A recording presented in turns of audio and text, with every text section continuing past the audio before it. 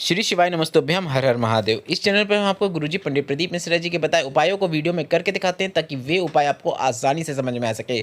सोमवार की अष्टमी बहुत ही दुर्लभ होती है। यह वर्ष में सिर्फ 3 से 4 बार ही आती है, पर ऐसा संयोग बन रहा है कि सोमवार की अष्टमी 2 माह में 4 बार आने वाली है और इस जून में भी सोमवार की अष्टमी है। आप कैलेंडर में चेक कर सकते हैं, 26 जून को सोमवार की अष्टमी पड़ रही है और यह वीडियो भी सोमवार की अष्टमी से ही संबंधित है। इसके बाद सावन का महीना लग जाएगा और सावन के माह में भी 3 सोमवार की अष्टमी है। एक है 10 जुलाई को, 25 जुलाई को और 8 अगस्त को।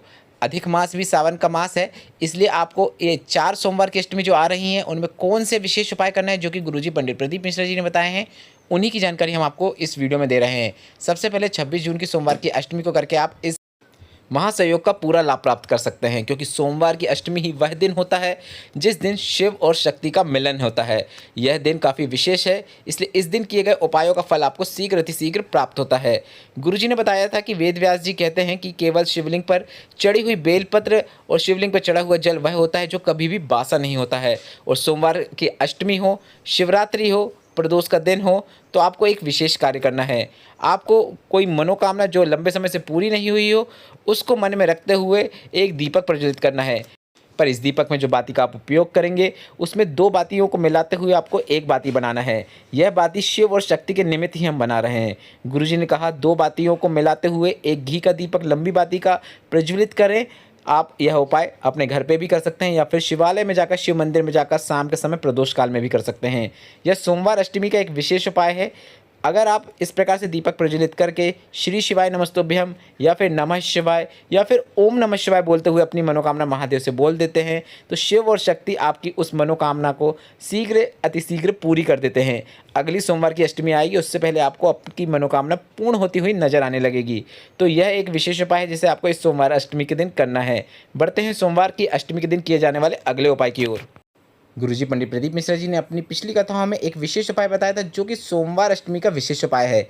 यह 31 वाला विशेष उपाय है जिसमें आपको विशेष क्रम पे विशेष चीज़ें अर्पित करना होता है। पहले आप यह समझ लीजिए कि यह उपाय किन्हें करना है।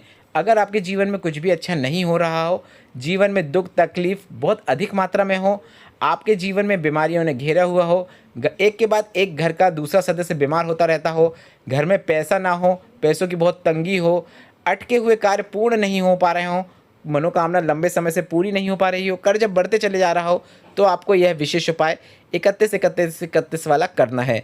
इस उपाय के अंतर्गत आपको 31 मूंग के दाने, 31 चावल के दाने और 31 बेलपत्र का उपयोग करना है। यह उपाय सिर्फ और सिर्फ सोमवार की अष्टमी के दिन किया जाता है, इसलिए इस विशेष सोमवार की अष्टमी के दिन आप यह उपाय करके अपनी मनोकामना शीघ्र अतिशीघ्र जरूर पूरी करें।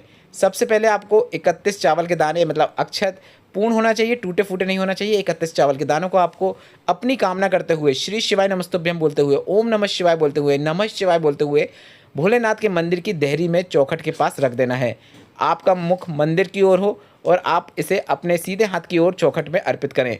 इस प्रकार से आपको 31 चावल के दानों को भोलेनाथ के मंदिर की चौखट के पास अर्पित करना है।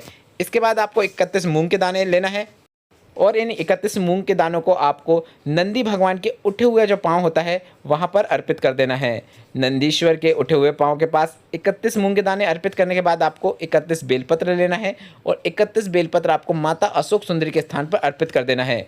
अब ये 31 बेलपत्र आप माता अशोक सुंदरी के स्थान पर एक साथ भी अर्पित कर सकते हैं या फिर एक एक करके अर्पित कर सकते हैं। पर आपको एक बात का ध्यान रखना है, आपको बेलपत्र में पीला चंदन लगा लेना है।